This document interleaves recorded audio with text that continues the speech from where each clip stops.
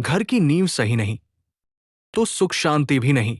नींव खोदने और नींव भरने के मुहूर्त का जो चलन है वो अधिकतर केवल औपचारिकता बनकर रह गया है। ज्ञान की अधिकता और मोबाइल के युग में लोग इन परंपराओं को समझने की बजाय जल्दबाजी में निभा रहे हैं। आज स्थिति यह है कि मकान 1 करोड़ रुपए का बन रहा है, लेकिन नींव के मुहूर्त में 1,000 रुपए खर्च करना भी लोगों को भारी लगता है। यही कारण है कि कई घरों में लोग विभिन्न समस्याओं से जूझते रहते हैं और उन्हें ये समझ ही नहीं आता कि इसकी जड़ कहीं न कहीं निर्माण की शुरुआत में ही रह गई थी।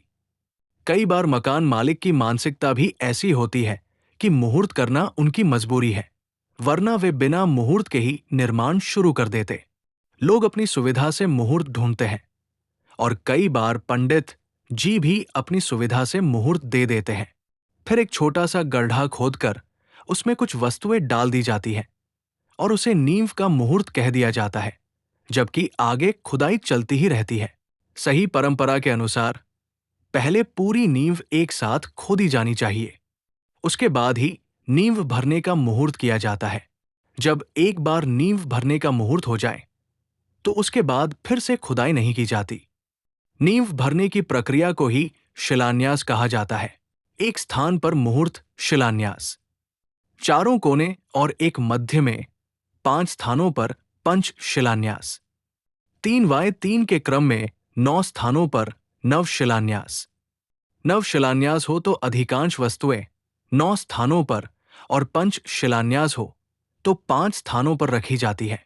लेकिन नाग, नागिन और कछुआ मुख्य स्थान पर ही स्थापित किए जाते हैं। नाग नागिन का मुख भवन की सीमा से बाहर, कछुआ अंदर की ओर आते हुए। इसके बाद उस स्थान की विधिवत पूजा की जाती है और उसे ऊपर से सीमेंट, गिट्टी आदि से बंद कर दिया जाता है। उस स्थान को फिर किसी भी स्थिति में दोबारा नहीं खोला जाता। पुराने समय के बड़े बड़े मंदिर और आज भी बन रहे कई भव्य मंदिर, विशेषकर जैन समाज के मंदिर, पूर्ण विधि विधान और सामग्री के साथ शिलान्यास करते हैं। इसी कारण उनकी प्रतिष्ठा और प्रसिद्धि भी बढ़ती है। वर्तमान समय में कई लोग नींव में ऐसे पदार्थ भी रखने लगे हैं जिनका शास्त्रों में कोई स्पष्ट उल्लेख नहीं मिलता, जैसे अमरबेल, बरगद की शाखा, हाथी की लीद। इन तीनों वस्तुओं का स्वभाव नीचे की ओर जाने वाला माना जाता है, तो फिर आदमी नीचे जाएगा ही, इसलिए इन्हें नींव में रखना उचित नहीं माना जाता।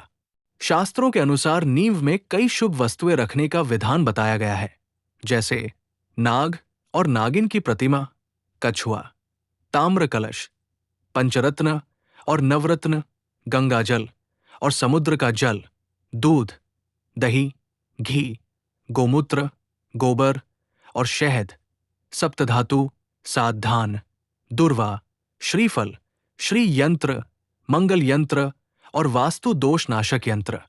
जिस प्रकार नींव भरने का मुहूर्त होता है, उसी प्रकार दीवार की चुनाई की दिशा भी निर्धारित होती है। चुनाई राहु के मुख की दिशा के अनुसार की जानी चाहिए। आजकल ये नियम भी लगभग समाप्त हो गया है और जहां मन आए वहीं से निर्माण शुरू कर दिया जाता है।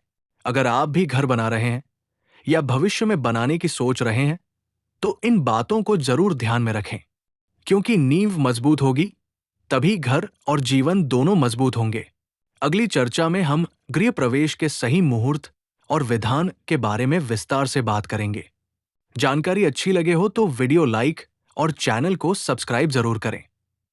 धन्यवाद।